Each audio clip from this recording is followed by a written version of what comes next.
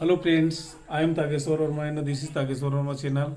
I welcome you again in this channel. आइए friends, आज के इस वीडियो में आप लोगों को एबिलिटी शो करने वाले वर्ड के बारे में बताता हूँ। एबिलिटी शोइंग हम किस वर्ड से करते हैं। एबिलिटी मतलब होता है योग्यता, योग्यता मतलब होता है कुछ कार्य करने की क्षमता या दक्षता, है ना। कोई भी कार्य यदि कोई व्यक्ति कर लेता है तो उसको अंग्रेजी में हम किस वर्ड के द्वारा दर्शाते हैं। तो ऐसे जो वर्ड हैं वे पहला वर्ड है कैन। कैन एक हेल्पिंग वर्ब है और इसका मतलब होता है सकना। कैन मतलब होता है सकना और यह एक मॉडल वर्ब है ना। और यह योग्यता बताता है, एबिलिटी शो करता है, पॉजिटिव एबिलिटी शो करता है। अब हम इसके द्वारा स्ट्रक्चर कैसे लिखेंगे सेंटेंस का, देखिए subject plus can plus V1 plus object, इस तरह से लिखेंगे। इसमें सभी के कैन जब लगेगा तो कैन के साथ वर्ब फर्स्ट फॉर्म ही आएगा, प्रथम रूप प्रेजेंट फॉर्म आएगा, वर्ब का प्रेजेंट फॉर्म आएगा, है ना। और सब्जेक्ट के बाद कैन, कैन के बाद फर्स्ट फॉर्म, उसके बाद ऑब्जेक्ट रखेंगे, है ना। तो ये कैन के साथ एक और है, कैन के साथ जो लगने वाला सब्जेक्ट है वो केवल आई है, यू है, ऐसी बात नहीं है। आई और यू को छोड़कर और जितने भी सब्जेक्ट हैं वे भी कैन के साथ लगेंगे। मतलब सभी सब्जेक्ट के साथ आप कैन का इस्तेमाल कर सकते हैं, इसमें आपको कोई दिक्कत नहीं है ना। कैन के साथ आप सभी सब्जेक्ट को लगाइए। अब चलिए इसके एग्जांपल देखते हैं। आई कैन लर्न इंग्लिश, मैं अंग्रेजी सीख सकता हूँ, है ना। तो योग्यता होगी। आई कैन स्विम, मैं तैर सकता हूँ, एक योग्यता है। यू कैन रन, तुम दौड़ सकते हो, ये क्या है, एक योग्यता है, पॉजिटिव एबिलिटी है ये, है ना। पॉजिटिव एबिलिटी मतलब यदि कोई व्यक्ति किसी कार्य को आसानी से कर ले, है ना, और उसको पूरी तरह से आ जाए वो कार्य, है ना, तो ये क्या होता है, इसको कैन से हम दर्शाते हैं। ये इस प्रकार का सेंटेंस बनाएंगे। सब्जेक्ट आई रहेगा, कैन लर्न इंग्लिश, है ना। आई कैन स्विम, स्विम है यहाँ पे, स्विम मतलब तैरना। यू कैन रन, तुम दौड़ सकते हो। अब दूसरा देखिए, दूसरा वर्ड है वह है कैंट है। कैंट के द्वारा हम करते हैं, कैंट जो है कुछ भी नहीं है, ये क्या है, कैन का निगेटिव फॉर्म है जो कैन नॉट से बना हुआ है ना। और ये भी क्या है, मॉडल वर्ब है। और इसका प्रयोग हम किस लिए करते हैं, निगेटिव एबिलिटी शो करने के लिए। इसके द्वारा हम क्या शो करते हैं, निगेटिव एबिलिटी शो करते हैं, है ना। निगेटिव एबिलिटी मतलब क्या होता है, नकारात्मक योग्यता। मतलब हमको जब कोई कार्य करने नहीं आए, किसी कार्य में हम जब निपुण ना हो, तब हम किसका प्रयोग करते हैं, कैंट का प्रयोग करते हैं। और कैंट का प्रयोग करने के लिए हम क्या इस्तेमाल करेंगे, सब्जेक्ट प्लस कैंट लगाएंगे प्लस V1 प्लस क्या लिखेंगे, ऑब्जेक्ट लिखेंगे, है ना। ये बहुत ही अच्छा स्ट्रक्चर है और ये मॉडल वर्ब्स का एक बहुत अच्छा प्रयोग है। कैन के बाद हमेशा V1 लगाएंगे, कैन की तरह ही है ये भी, केवल नॉट जुड़ा हुआ है इसमें। कैन का प्रयोग हम किसके साथ करेंगे, कैंट का भी प्रयोग सेम टू सेम क्या करेंगे, ऑल सब्जेक्ट के साथ करेंगे, हमको इसमें कोई प्रॉब्लम नहीं है। इसका भी एग्जांपल देखिए, आई कैंट स्विम, मैं नहीं तैर सकता हूँ। ही कैंट रन, वह नहीं दौड़ सकता है, इस तरह से होगा। मोहन कैंट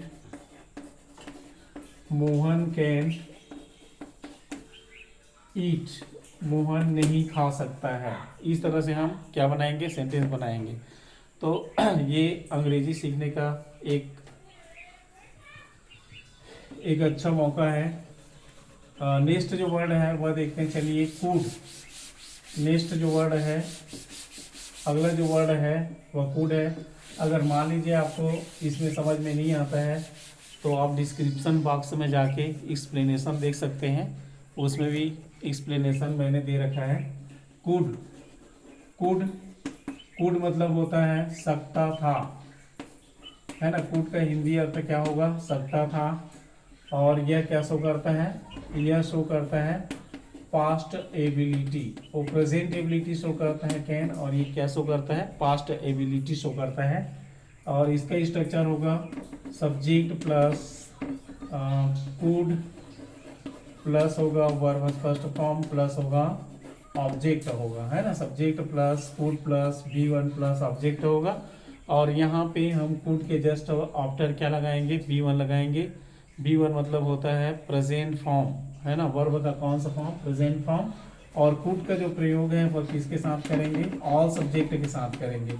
मतलब इसके लिए भी कोई बाउंडेड नहीं है कि हम आई के साथ लगाएं, केवल आई के साथ ही लगाएं, यू के साथ ही लगाएं। इसको सभी के साथ लगाएंगे हम, कुड का भी प्रयोग सभी के साथ करेंगे। तो इसका सेंटेंस देखिए, he could climb, he could climb on the tree, he could climb on the tree when he was young, when he was young। अब देखिए इसमें क्या होगा, जब वह जवान था, है ना। जब वह जवान था तब वह पेड़ पर चढ़ सकता था। ये करा, एक कंडीशन आ गया कि पास्ट में वह कर सकता था। और कुड का प्रयोग जब भी हम किसी सेंटेंस में करेंगे उसका मतलब ये होता है कि वो जो एबिलिटी है एट प्रेजेंट में अब समाप्त हो चुकी है ना। जैसे यहाँ पे लिखा है he could climb on the tree when he was young, मतलब वह जवान था तब चढ़ सकता था। अब वो क्या नहीं कर सकता, पेड़ पर नहीं चढ़ सकता है ना। वो अब पेड़ पर नहीं चढ़ सकता है ना। ये होगा जवान था तब चढ़ सकता था। तो ये इसका विशेष अर्थ होगा I could swim into the river, I can swim into the river when I was child, when I was child। जब मैं बच्चा था तब क्या कर सकता था, नदी में तैर सकता था, है ना। जब मैं बच्चा था तब नदी में तैर सकता था। अब वो योग्यता हमारी मेरी क्या हो चुकी है, समाप्त हो चुकी है। ये होगा, तो कुड का प्रयोग हुआ। और एक और है इसी के साथ कुडंट भी आएगा। कुडंट का भी सेम प्रयोग करना है।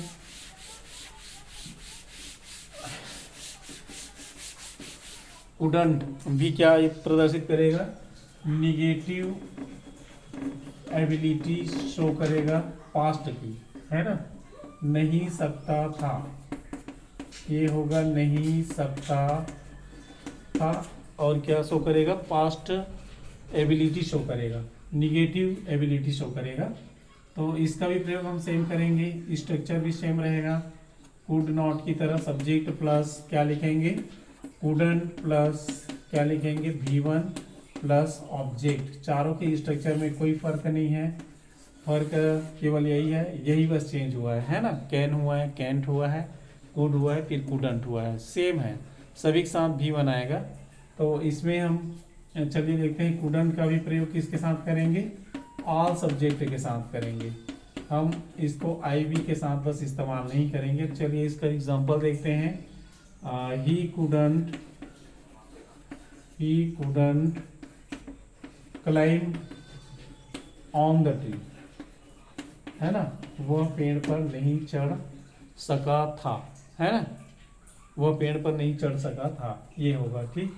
तो अब इसके स्ट्रक्चर बनाने के लिए आपको एक मैं टेबल बता देता हूँ, ताकि आप आसानी से ये टेबल बना के आप इसका स्ट्रक्चर याद रख सकें। चलिए देखते हैं टेबल।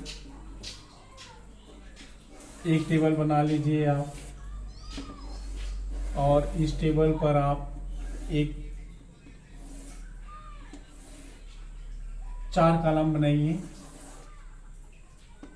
एक में सब्जेक्ट, एक बनाइए आप हेल्पिंग वर्ब के लिए, V1 के लिए, और ऑब्जेक्ट के लिए बनाइए। ही यहाँ पे लिख दीजिए शी, और यहाँ पे लिख दीजिए राम, और लिख दीजिए सीता, है ना।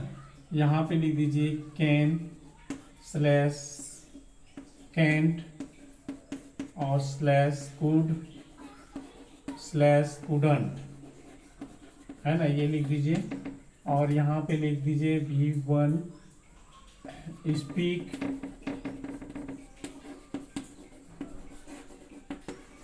English run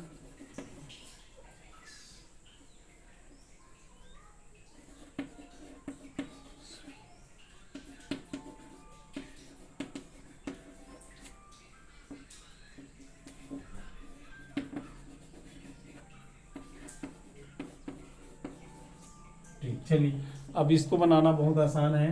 he can speak English, he can run a race, he can swim in river, he can climb on tree. इसी तरह से आप चारों को लीजिए और चारों का सेंटेंस बनाइए। She can not speak English, वह अंग्रेजी नहीं बोल सकती है। She can run a race, वह नहीं दौड़ सकती है। She could swim in river, वह नदी नहीं तैर सकी, है ना। She could climb on tree, वह पेड़ नहीं चढ़ सकी। तो इस तरह से आप अभ्यास कीजिए और आपको सभी इस प्रकार का चारों वाला सेंटेंस बनाने आसानी से आ जाएगा। इसका अभ्यास कीजिए और नेक्स्ट वीडियो में फिर मिलेंगे। अगर वीडियो अच्छी लगे तो लाइक शेयर सब्सक्राइब जरूर कीजिए। Thank you for watching this video.